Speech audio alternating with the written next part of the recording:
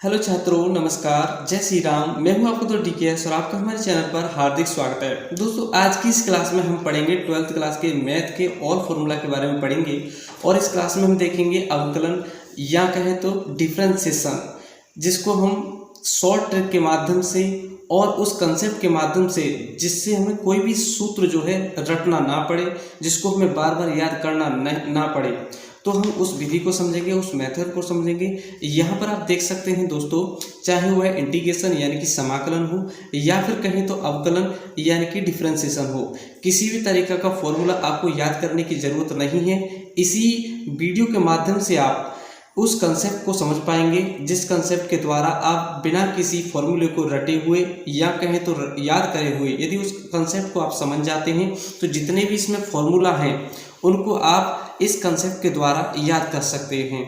कि बहुत सारे छात्र जो है फॉर्मूलों को बार बार रटते हैं लेकिन उन फॉर्मूलों को भूल जाते हैं। यहाँ पर मैं किसी भी जो ट्रिक है उसको रटाने वाला नहीं हूँ। यहाँ पर मैं सिर्फ उस कंसेप्ट को बताऊंगा जिसके द्वारा हजारों ट्रिक बन जाती हैं। इस पर बनने वाले सवाल हो या कहें तो इस पर बनने वाले जितने भी क्वेश्चन हो या कहें तो कितने भी इस पर आधारित जितने भी फॉर्मूले होते हैं उन सभी को आप याद कर सकते हैं। तो दोस्तों, बहुत सारे छात्र आपने देखा होगा कि बहुत कम जो है लर्निंग करते हैं, यानी कहें तो बहुत कम याद करते हैं और वह जो है परीक्षा में टॉप रैंक में आ जाते हैं। या कभी कभी 98%, 99%, लगभग 90 से 100 के बीच में, 95% के लगभग में वह कम पढ़कर ही ले आते हैं। तो बहुत सारे छात्र बहुत ज़्यादा मेहनत करते हैं तब ले पाते हैं, इतने मार्क को प्राप्त कर पाते हैं। और ऐसे छात्र भी होते हैं जो बहुत कम जो है रीडिंग करते हैं, लर्निंग भी कम करते हैं, लेकिन वे करते क्या हैं। मैंने बहुत सारे छात्रों का एनालिसिस किया है। आपने यदि जो प्रीवियस एग्जाम हुए हैं उनमें जिन छात्रों ने टॉप किया है उनकी वीडियो आपने देखी है तो आप उससे समझ सकते हैं। आप इंटरनेट पर उनके इंटरव्यू जो हैं वह देख सकते हैं कि जिन छात्रों ने टॉप किया है पिछली परीक्षाओं में उन्होंने अपनी जो सफलता का राज क्या बताया है। उन्होंने बताया है, बहुत बार बच्चे यही कहते हैं कि हम बहुत कम पढ़ते थे, कुछ छात्र कहते हैं हमने बहुत ज़्यादा ही पढ़ा है, उनके भी अधिकतम मार्क आ रहे हैं, लेकिन कम पढ़ने वालों को भी अधिकतम मार्क आ जाते हैं। क्योंकि वो क्या करते हैं, इसी तरीके से जो मैं कंसेप्ट बता रहा हूँ उसी तरीके से वो याद करते हैं, कंसेप्ट को पढ़ते हैं और कंसेप्ट से उनकी कम समय में अधिकतम चीज़ तैयार हो जाती हैं। और यदि परीक्षा के दौरान कभी कभी ऐसा होता है आपको फॉर्मूला बहुत ही अच्छे तरीके से इसे आपको याद है, वो परीक्षा की जो परीक्षा दे रहे होते हैं वहाँ पर कभी कभी जो प्रश्न पत्र होता है उसको सॉल्व करने के दौरान क्वेश्चन को भूल जाते हैं। तो यदि आप इस कंसेप्ट को समझ लेंगे तो उससे आपको कोई भी क्वेश्चन कैसा भी क्यों ना हो, यदि उस कंसेप्ट पर आधारित कोई भी क्वेश्चन हो या फॉर्मूला हो दिया गया हो तो आप अपने आप से उस फॉर्मूले को बना सकते हैं। तो यहाँ पर आप देख सकते हैं बहुत सारे फॉर्मूला हैं जो, तो इसी तरीके से आप क्या करेंगे, पूरे चैप्टर के फॉर्मूले को याद रखेंगे और बहुत ही अच्छी तरीके से अपने इसको कंसेप्ट के अनुसार समझेंगे।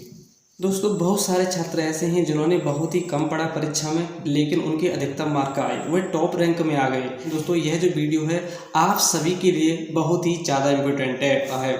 दोस्तों, यहाँ पर अब सबसे पहले हम बात करेंगे अवकलन के बारे में, देन उसके पश्चात यहाँ पर हम देखेंगे अवकलन और समाकलन की तुलना के अनुसार है। मैं उस कंसेप्ट को बताऊँगा जिसके द्वारा यह जो सवाल हैं किसी भी फॉर्मूले को याद करने की आपको ज़रूरत नहीं पड़ेगी।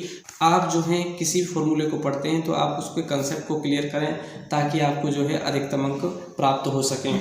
यदि आप किसी भी कॉम्पिटिटिव एग्जाम की तैयारी करते हैं तो वहाँ भी यह फॉर्मूले की बहुत ही आवश्यकता होती है। और बोर्ड परीक्षा में जितने भी प्रश्न बनते हैं दोस्तों लगभग इन्हीं फॉर्मूले पर आधारित या कहें तो सूत्र पर आधारित बनते हैं। ये मैथ का रिवीजन हो जाएगा फॉर्मूले के माध्यम से, क्योंकि इन्हीं फॉर्मूले पर आधारित जो है प्रश्न बनते हैं। जब भी कोई भी किसी भी टाइप का प्रश्न बनता है, जैसे यहाँ पर आप देख पा रहे हैं अलग अलग फॉर्मूला है, इनमें से किसी भी फॉर्मूले पर आधारित तो कोई भी सवाल बनता है या आपको एक्सरसाइज जो है इन्हीं सूत्रों के द्वारा आपको ध्यान में रहेगी कि इस तरीके का जो सूत्र हमने पढ़ा है और उस पर इसी तरीके का सवाल आएगा तो हम ऐसे सॉल्व कर देंगे। तो आपको किसी भी चीज़ को रटने की जरूरत नहीं है। डिफरेंशिएशन और इंटीग्रेशन में कोई ज़्यादा अंतर नहीं है। इसी के द्वारा आप इसको प्राप्त कर सकते हैं और इसके द्वारा इसको प्राप्त कर सकते हैं। जैसा कि दोस्तों यह जो होता है यहाँ पर आप समझ पाएंगे। यहाँ आप देख सकते हैं दोस्तों, जैसे क्वेश्चन है, सबसे पहले एक क्वेश्चन दिया गया है, तो एक छोटा सा कंसेप्ट है, इसको भी आप समझें कि यदि जैसे कि कोई क्वेश्चन है, यहाँ पर आप x देख पा रहे हैं, यदि x का हम डिफरेंशिएशन यानी कि अवकलन कर देंगे तो जो भी वैल्यू हमें प्राप्त होगी, जैसा कि हमने यहाँ पर लिखा है कि dy/dx यानी कि यहाँ पर x का हमने अवकलन किया है, डिफरेंशिएशन किया है, तो हमें 1 प्राप्त हुआ है। और यदि इसी 1 का हम समाकलन कर देंगे तो हमें x प्राप्त हो जाता है। तो इसका मतलब क्या हुआ? इसका मतलब यह है कि यदि किसी क्वेश्चन का एक बार अवकलन कर दें और जो वैल्यू प्राप्त हो जाती है उसका समाकलन यानी कि इंटीग्रेशन कर दें तो हमें क्या प्राप्त होता है? वही क्वेश्चन प्राप्त हो जाता है। जैसा कि यहाँ पर आप देख पा रहे हैं, हमने x का डिफरेंशिएशन किया, उसी के अनुसार जो भी 1 प्राप्त हुआ है और इसी के आधार पर हमने क्या कर दिया है? इंटीग्रेशन कर दिया है, तो हमें x प्राप्त हो गया। जिसका हमने x का शुरू में अवकलन किया था वही हमें प्राप्त हो गया। तो इन एक दूसरों में यह संबंध होता है। यदि किसी का हम इंटीग्रेशन करते हैं, उसका हम डिफरेंशिएशन कर देंगे यानी कि समाकलन करने पर अवकलन कर देंगे तो भी यही वैल्यू प्राप्त हो जाएगी, और अवकलन करने पर समाकलन कर देंगे तो भी हमें वही वैल्यू प्राप्त हो जाएगी। यह अधिकतम जो फॉर्मूले होते हैं उनके लिए यह लागू है। तो यहाँ पर आप दोस्तों यहाँ पर आप देखेंगे x का हमने अवकलन किया है तो हमें 1 प्राप्त होता है। dy/dx, इस x का हमने x के सापेक्ष क्या किया है? डिफरेंशिएशन यानी कि अवकलन किया है। अब हम करते हैं जो 1 प्राप्त हुआ है, 1 का यदि हम इंटीग्रेशन यानी कि समाकलन कर देंगे तो हमें क्या प्राप्त हो जाएगा? x ही प्राप्त हो जाएगा। यहाँ पर आप देख पाएंगे यह जो x प्राप्त हुआ है इसी का तो हमने क्या किया था? अवकलन किया था, और वही यहाँ पर प्राप्त हो गया।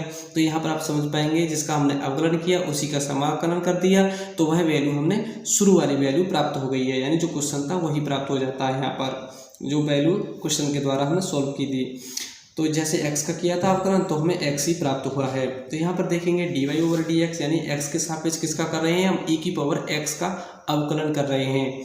तो e⁻x का जो अवकलन जो है यानी डिफरेंशिएशन अब e⁻x ही होता है। यदि हम बात करें इंटीग्रेशन यानी कि समाकलन तो e⁻x का dy जो इंटीग्रेशन है वह भी e⁻x ही होता है। आप कहेंगे c क्यों लिखा है? तो c दोस्तों कॉन्स्टेंट वैल्यू है।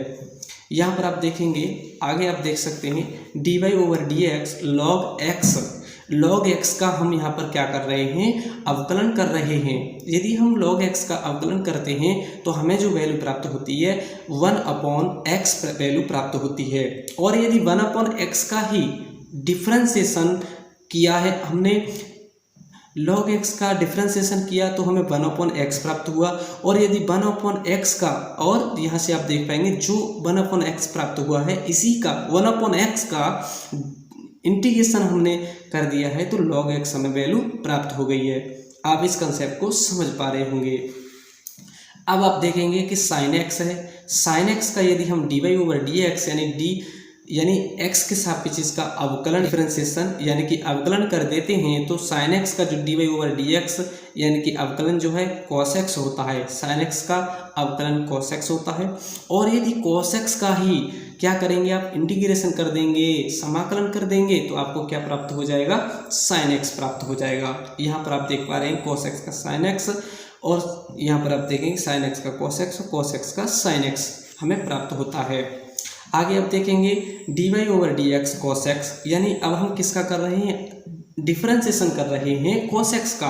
अवकलन किया है हमने cos x का तो हमें -sin x वैल्यू प्राप्त होती है। और यदि -sin x का इंटीग्रेशन यानी कि समाकलन कर देंगे तो हमें cos x वैल्यू प्राप्त होगी, और प्लस का किया है तो -cos x वैल्यू प्राप्त होगी।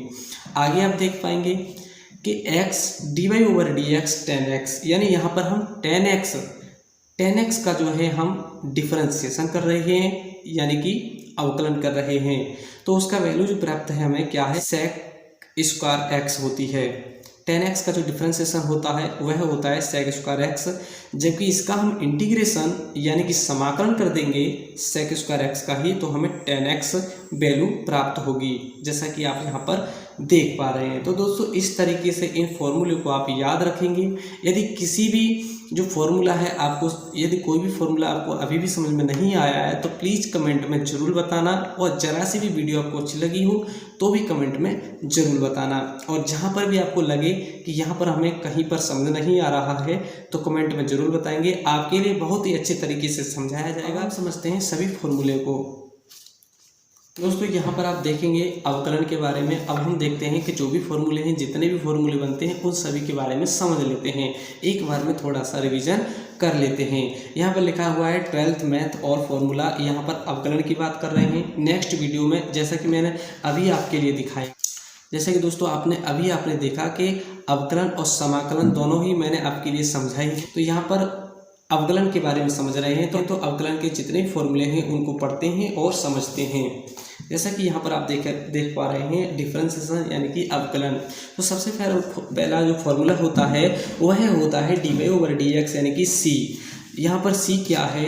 यह जो c देख पा रहे हैं दोस्तों आप, यह जो c है इसको बोलते हैं कांस्टेंट। यदि कांस्टेंट का मतलब होता है 2, 3, 4, 5, 6, 1, 2 यानी कि संख्या। यदि किसी संख्या का अवकलन किया जाता है वह 0 प्राप्त होता है। आप देखेंगे dy/dx यानी कि x। यहाँ पर x का जो है हम x के सापेक्ष अवकलन करेंगे। क्या करेंगे? अवकलन करेंगे तो हमें वन प्राप्त होता है। और यदि वन का हम समाकलन यानी कि इंटीग्रेशन कर देंगे तो हमें क्या प्राप्त हो जाएगा? x प्राप्त हो जाएगा। यह मैंने अभी आपके लिए समझाया है। तो अगला जो फॉर्मूला है वह देखते हैं। यदि x की पावर n हो तो उसका हम dy/dx हम जो है अवकलन ज्ञात करें x के सापेक्ष तो क्या होता है, उसकी जो पावर है उसको आगे लिखते हैं और उसमें से एक कम कर देते हैं। यानी कि x की पावर n का जो अवकलन है, n यानी कि पावर आगे आ गई है और x की पावर n-1 यानी कि एक पावर जो है उसमें से कम कर दी जाती है और n पावर से उसका मल्टीप्लाई है। आगे देख सकते हैं यहाँ पर मल्टीप्लाई। आगे आप देख सकते हैं दोस्तों, यदि हम dy/dx e की पावर x का जो है अवकलन करते हैं तो हमें क्या प्राप्त होता है? e की पावर x ही प्राप्त होता है। तो समाकलन में भी आपने पढ़ा कि जो e की पावर x है उसका यदि हम इंटीग्रेशन कर देंगे तो भी हमें e की पावर x ही प्राप्त होता है। यदि हम a की पावर x का अवकलन करते हैं तो हमें क्या प्राप्त होता है? यहाँ पर लिखा हुआ है a की पावर x। इस पर आप ध्यान देंगे, a की पावर x है। तो इसका क्या फॉर्मूला होता है? यदि हम इसका डिफरेंशिएशन यानी कि अवकलन करते हैं तो हमें a की पावर x log, ये बेस में जो है e तो होता ही है, a ऊपर आता है, log a बेस में क्या होता है इसके? e होता है। इस तरीके से इस फॉर्मूले को भी याद रखेंगे। यहाँ से बहुत बार प्रश्न जो ऑब्जेक्टिव क्वेश्चन है यहाँ से बनते हैं। आप देख पाएंगे यदि dy/dx tan x है यानी कि डिफरेंशिएशन जो है x के सापेक्ष है, किसका है? tan x का। tan x का x के सापेक्ष अवकलन है तो वह कितना होता है? sec² x। और sec² x का ही समाकलन कितना होता है? tan x होता है। यह आपने अभी समझा था। यहाँ पर आप देख सकते हैं dy/dx। एक बार आप थोड़ा सा देखेंगे, यहाँ पर मैंने अभी पढ़ाया था आपके लिए कि जो dy/dx यानी अवकलन यदि हम x के सापेक्ष करते हैं tan x का तो हमें sec² x प्राप्त होता है। और यदि हम sec² x का ही समाकलन कर देते हैं तो tan x प्राप्त होता है। तो यह मैंने अभी आपके लिए समझाया है। अब हम सूत्र पर पढ़ते हैं। अब हम सूत्र से समझते हैं और यहाँ पर पढ़ते हैं। तो यहाँ tan x का क्या हो जाता है? sec² x। और sec² x का अवकलन होता है tan x। dy/dx cot x का क्या होता है? -cosec² x। क्या है यह? cot x का अवकलन है। और -cosec² x का इंटीग्रेशन यानी कि समाकलन कर देंगे तो हमें cot x प्राप्त होगा। अभी आपने समझा था। यहाँ पर आप देखेंगे यदि इस तरीके का फॉर्मूला हो तो इस तरीके से आप सॉल्व कर सकते हैं। कोई भी वैल्यू u + b दे रखी हो, उन दोनों का क्या करना हो? डिफरेंशिएशन करना हो x के सापेक्ष, तो पहले u का होगा फिर b का होगा, दोनों का उसका x के सापेक्ष अवकलन होगा। आगे है दोस्तों, यदि log x का हम अवकलन करेंगे, क्या करेंगे? log x का यदि हम अवकलन प्राप्त करते हैं तो क्या होता है? 1/x।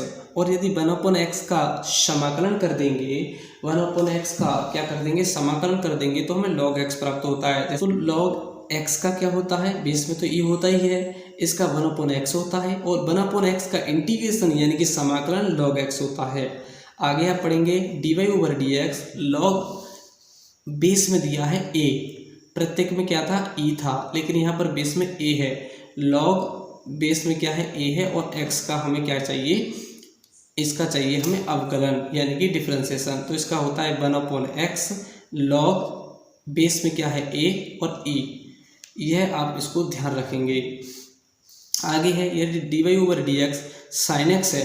यदि साइन एक्स का हम डिफरेंशिएशन यानी कि अवकलन करते हैं तो हमें कॉस एक्स प्राप्त होता है, और यदि कॉस एक्स का हम समाकलन कर देते हैं तो हमें साइन एक्स वैल्यू प्राप्त होती है। अभी आपने जो है यह पढ़ी हुई थी, जैसा कि यहाँ पर आप देख सकते हैं। यहाँ पर लिखा है साइन एक्स का कॉस एक्स हमें अवकलन प्राप्त हुआ है, और यहाँ आप देखेंगे यदि कॉस एक्स का इसी कॉस एक्स का हम क्या कर दें, समाकलन कर दें तो हमें साइन एक्स वैल्यू प्राप्त हो जाती है। यह भी आपने समझा है। आगे आप देख पाएंगे, जैसा कि यहाँ पर आप देख सकते हैं, यदि D Y over D X cos X है, कॉस एक्स का क्या होता है, माइनस साइन एक्स होता है। क्या होता है, माइनस साइन एक्स क्या होता है, यह इसका अवकलन होता है। और यदि इसका यहाँ पर आप देख पाएंगे, यह जो यहाँ पर हम यदि माइनस साइन एक्स का इंटीग्रेशन हम कर देंगे, क्या कर देंगे, इंटीग्रेशन कर देंगे यानी कि समाकलन कर देंगे, तो हमें कॉस एक्स वैल्यू प्राप्त होगी। चूंकि हमने प्लस का किया है, प्लस साइन एक्स का किया है, इसलिए हमें माइनस कॉस एक्स हुआ है। यदि माइनस साइन एक्स का करेंगे तो प्लस कॉस एक्स वैल्यू प्राप्त होगी। तो इस तरीके से इन फॉर्मूले को याद कर सकते हैं। सेक एक्स का जो है एक्स के सापेक्ष अवकलन क्या होता है, tan X into sec X. यदि हम सेक एक्स और टेन एक्स यानी कि tan X into sec X का इसी का हम डिफरेंशिएशन यानी कि इंटीग्रेशन करते हैं तो हमें सेक एक्स ही प्राप्त होता है। किसका, sec X into tan X का। आगे आप देख पाएंगे कोसेक एक्स का यदि हम क्या कर देंगे, अवकलन करेंगे तो हमें minus cosec X into cot X प्राप्त होता है, और इसका हम समाकलन करेंगे तो हमें यह प्राप्त हो जाएगा। आगे आप देख सकते हैं दो यहाँ पर वैल्यू दी गई हैं, एक u है और b है, इनका हमें चाहिए अवकलन। D Y over D x कोष्टक में लिखा है u इंटू बी। तो u b का क्या होता है, इसमें होता है पहला पद होता है, जैसे u छोड़ दिया हमने, क्या छोड़ दिया, u, तो इसका कर दिया, जैसा कि आप समझ पा रहे हैं। पहला हमने छोड़ दिया है D Y over D X, किसका कर दिया है, b का कर दिया है। अब हम इसको छोड़ देंगे, इसका कर देंगे, तो b को हमने छोड़ दिया है, D Y over D X किसका कर दिया है, u का कर दिया है। तो दोस्तों इस तरीके से आप इस क्लास को याद कर सकते हैं। यदि कोई भी फॉर्मूला अभी भी आपको समझ में नहीं आया हो तो प्लीज़ कमेंट में ज़रूर बताना, और यदि आपको यह क्लास जरासी भी अच्छी लगी हो तो आप प्लीज़ कमेंट में ज़रूर बताना। और किसी भी टॉपिक पर वीडियो चाहते हैं तो उसके बारे में भी हमें कमेंट में ज़रूर बताएंगे। तो दोस्तों आपसे हमारी एक छोटी सी रिक्वेस्ट है कि दोस्तों जितने भी छात्र आपसे जुड़े हुए आपके मित्र हैं उनके साथ इस वीडियो को शेयर ज़रूर करना, ताकि आपकी भी वैल्यू जो है उन छात्रों में अधिक हो जाए, और आप सभी छात्र जो हैं आपस में मिल कर के और अपनी तैयारी को बहुत ही अच्छी तरीके से करते रहें, साथ ही अपने देश को बेहतर बनाएं। इस तरीके से दोस्तों मैं आगे की क्लास भी आपके लिए पढ़ाऊंगा। तो दोस्तों आप कमेंट करके ज़रूर बताएंगे। Thank you.